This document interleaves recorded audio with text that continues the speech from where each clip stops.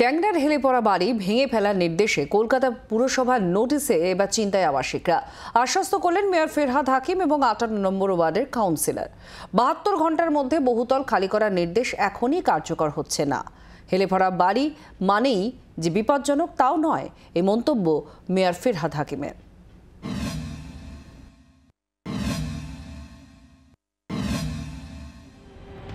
বুধবার সকালে ট্যাংরার ক্রিস্টোফার রোডে পাশাপাশি দুই বহুতল হেলে পড়ে। দুই বহুতলের মধ্যে একটি নির্মীয়মান, অপর বহুতলটিতে বছর দুয়েক ধরে বাস করছেন জনা 30 আবাসিক। বুধবার বিকেলে এই বহুতলটি ভেঙে ফেলার নির্দেশ দেয় কলকাতা পুরসভা। 72 ঘন্টার মধ্যে বহুতলের বাসিন্দাদের বাড়ি খালি করে দেওয়ার আর্জি জানানো হয়। 3 দিনের মধ্যে বাড়ি খালি করে কোথায় যাবেন তা নিয়ে দুশ্চিন্তায় পড়েন বহুতলের বাসিন্দারা। বৃহস্পতিবার বিষয়টি নিয়ে বাসিন্দাদের আশ্বস্ত করেন মেয়র ফেরহাদ হাকিম ও 58 নম্বর ওয়ার্ডের কাউন্সিলর সন্দীপন সাহা। 72 ঘন্টার মধ্যে বহুতল খালি করার নির্দেশ এখনই কার্যকর নয় বলে জানালেন তারা। না, আমি হটও করি না। এটাকে স্ট্রাকচারাল স্টেবিলিটি রিপোর্ট নিয়ে ইঞ্জিনিয়াররা ঠিক করবে, এটা মেয়র ঠিক করবে না, এটা ইঞ্জিনিয়াররা ঠিক। হেলে পড়া মানেই তো বিপজ্জনক? না, সব হেলে পড়া বিপজ্জনক নয়। যদি স্ট্রাকচারাল স্টেবিলিটি দিয়ে দেয় যে স্ট্রাকচার ঠিক আছে, তাহলে সেটা বিপজ্জনক। কলকাতা অনেকগুলো বাড়িয়েছে, একটু পার্সিয়াল একটু হেলে গেছে, সব বিপজ্জনক নয়, বছরের পর বছর রয়েছে।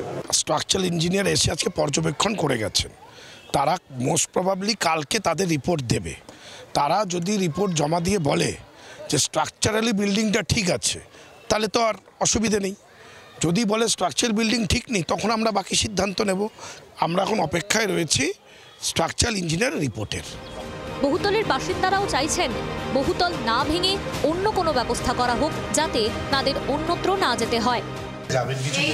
এই বাড়িতে থাকবো, আর কোথায় যাব? আমরা কোথাও আর যাওয়ার নেই। এইখানেই থাকবো, যা হবে এইখানেই হবে। আর কোথাও বলেছে 72 ঘন্টার মধ্যে খালি করতে, সেটা দেখা যাক। পুরো বিল্ডিং যা বলবে সেটাই মানবো। বৃহস্পতিবার ট্যাংরায় হেলে পড়া জোড়া বহুতল পরিদর্শনে আসেন স্ট্রাকচারাল ইঞ্জিনিয়ার। দুই বাড়ি কতটা হেলে পড়েছে তা পরীক্ষা নিরীক্ষা করে দেখেন। শুক্রবার পুরসভার রিপোর্ট জমা করবেন স্ট্রাকচারাল ইঞ্জিনিয়ার। রিপোর্টের পর সিদ্ধান্ত নেওয়া হবে বহুতলটি ভাঙা হবে কিনা। বাঘাযতীনের পর ট্যাংরায় বহুতল হেলে পড়ার ঘটনার পর থেকেই প্রশ্ন উঠতে শুরু করেছে পুরসভার ভূমিকা নিয়ে। তবে মেয়র ফেরহাদ হাকিম দাবি করেছেন, দুটি বহুতলের মধ্যে যেটি আগে তৈরি হয়েছে তার কোনো স্যাংশন প্ল্যান পুরসভার রেকর্ডে নেই। নিশ্চিতভাবে উনি এখনো আমাদের স্যাংশন প্ল্যান দেখাতে পারেননি। এই বাড়িটা তো খুঁজেই পাইনি কাউকে এখনো, কারণ খালি বাড়ি, কাউকে পাচ্ছি না। ওখানে গিয়ে নোটিশ মারা হয়েছে যে যদি যোগাযোগ করে, আর এদিকের বাড়িটা স্যাংশন প্ল্যান পাইনি।